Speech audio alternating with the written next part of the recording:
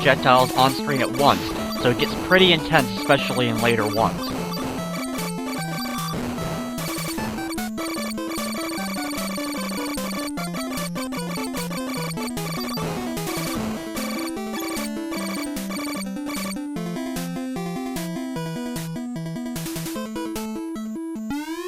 Once you reach an area that no enemies are there, or if you see all the enemies on screen automatically destroy themselves, it's time for the boss battle. This first boss is a large fish that moves up and down the screen, going in the direction of where you are. You'll be able to fire a lot of shots as he's coming towards you, and then just move slightly left or right in order to avoid it. You should have a good amount of health going into the battle, and if you do, you shouldn't have to worry too much about being hit by his projectiles that he fires out of his mouth. However, destroying these projectiles will sometimes net you extra health items that will drop. Destroy the containers in order to pick up those health items, and those are going to be crucial, especially in later corridors of the game. Once you've defeated it, you get your first key of the game, the moon-shaped key, which will allow us to enter different areas of the dungeon. And, no matter what corridor it is, it will destroy itself, eliminating the entrance so you can't go back into them, but it will also leave an extra weapon to pick up so you can have an improvement to your arsenal. With the first corridor destroyed, we now head into another area of the dungeon. This is one of the offset areas. As you can see, it's very different than just the green plain dungeon of the main area of Naiju. This is actually one of the extra colonies of the different types of aliens that are in here.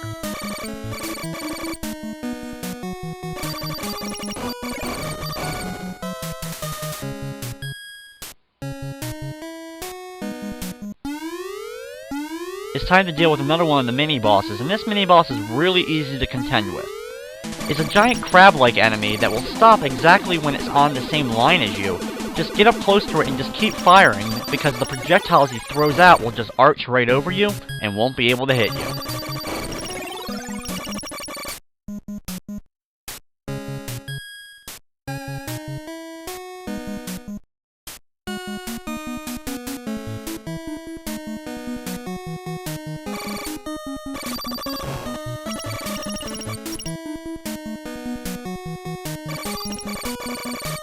While it may seem like there's lots of different arrows pointing you in the correct direction, most of them are just going to either take you to a dead end or end up looping you around, so just ignore the arrows that are on the ground.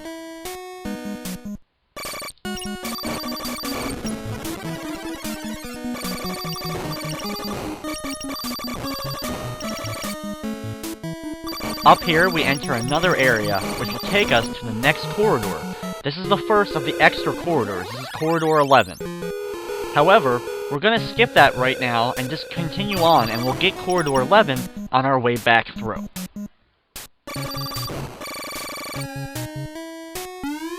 Instead, we're going to go up here first to deal with this mini-boss.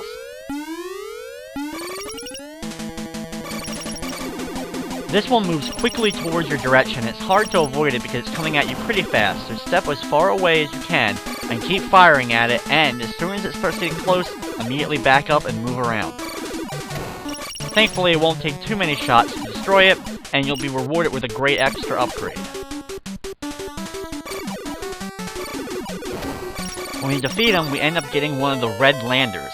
As you may have seen, there's red and blue landers that are in the game. The red landers will allow you to hold more chips so you can hold more money, whereas the blue landers will actually give you one upgrade to your health. After grabbing that red lander, it's time to go back to Corridor 11 and complete it this time. Like I said before, Corridors 11 through 20 are optional, but you do get some extra weapons and such, so if you want to complete them, you can.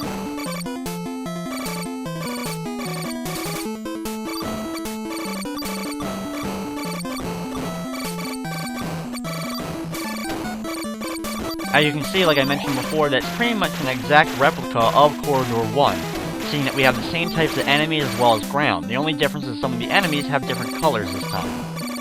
The strategy, however, for these enemies remains the same. So we have the fish enemies to deal with first, and we'll have a few of the other same enemies that we've seen before.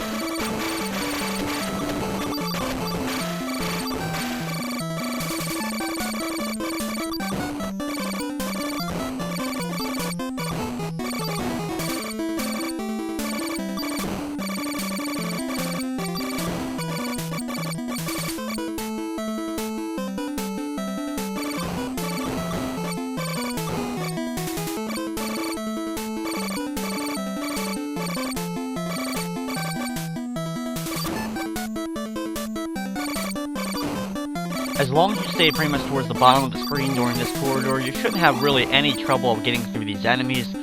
Just move around if anything's really coming too close, but with so few enemies, and a pretty good amount of dropped health items that you'll get from killing the enemies, you should have plenty of health before we get to the boss battle in this area. The only real problems can be these enemies since there's a lot of projectiles on screen at once.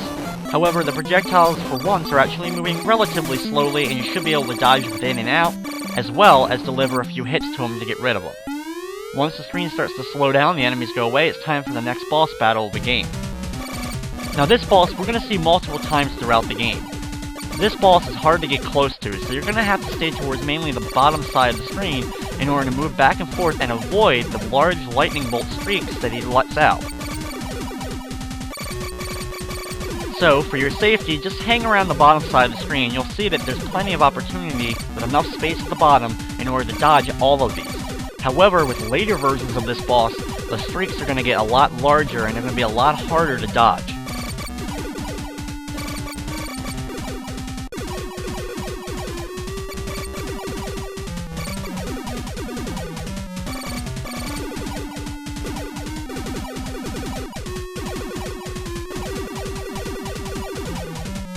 It will take a good amount of shots, but once he's destroyed, you'll complete Corridor 11.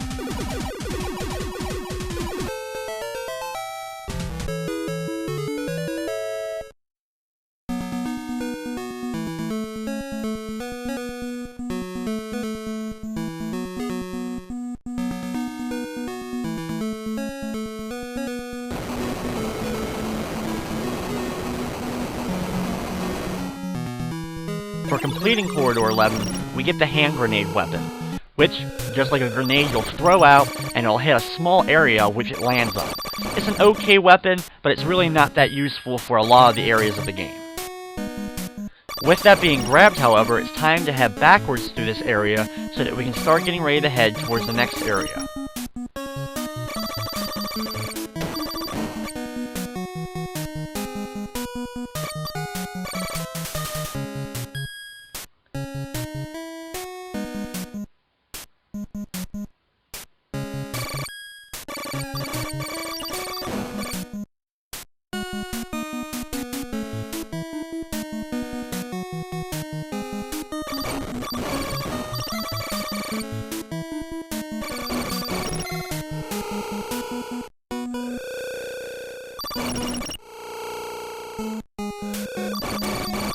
Once we're back in the main part of the space station, it's time now to head south to get to the next corridor that we need to go to.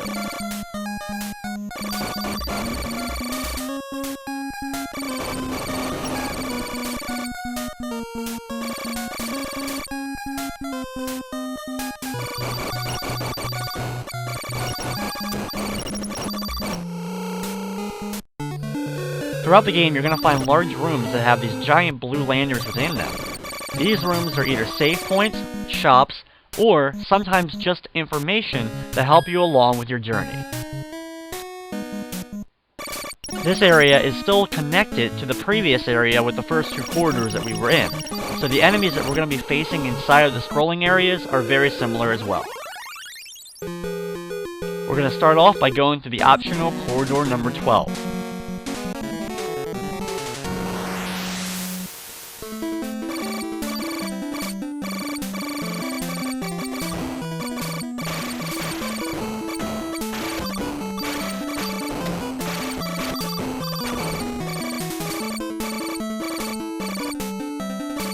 By now, you're very much used to all the enemies that we've been facing throughout these other corridors, so it really shouldn't be too much trouble making your way through this area.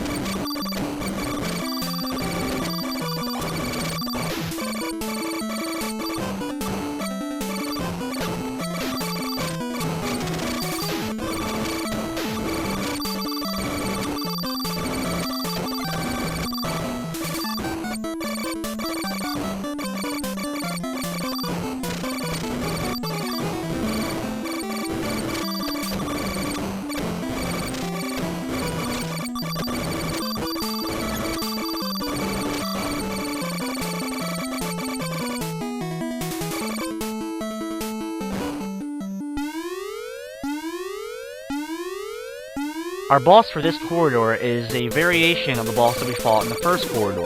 This one being a very large red fish. He throws out 4 projectiles this time, so it's a little bit harder to deal with.